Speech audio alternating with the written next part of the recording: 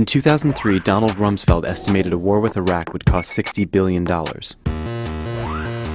5 years later, the cost of Iraq war operations is over 10 times that figure.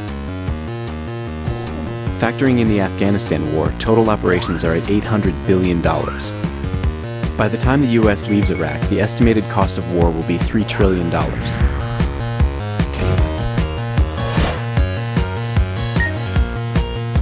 1. Start with the total operational costs to date, including tanks, combat pay, military training, military bases, and embassies. 2. Add additional military costs outside war spending. The military's budget is rising at a rate faster than any time over the last 40 years, and you can attribute that indirectly to the war. 3. Correct for inflation over the past 5 years. 4. Add operational and peacekeeping costs before and after the troops withdraw, since it's estimated that the U.S. will stay in Iraq in some capacity for another decade.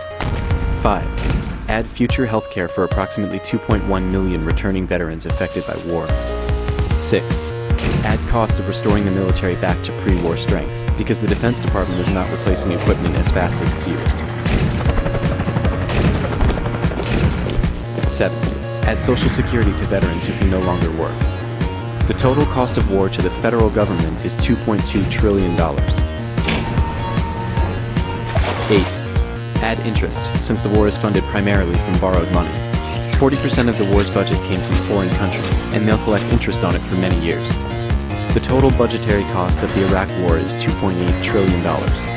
Next, we calculate the cost to society. Add the loss of economic output from soldiers' death and disability.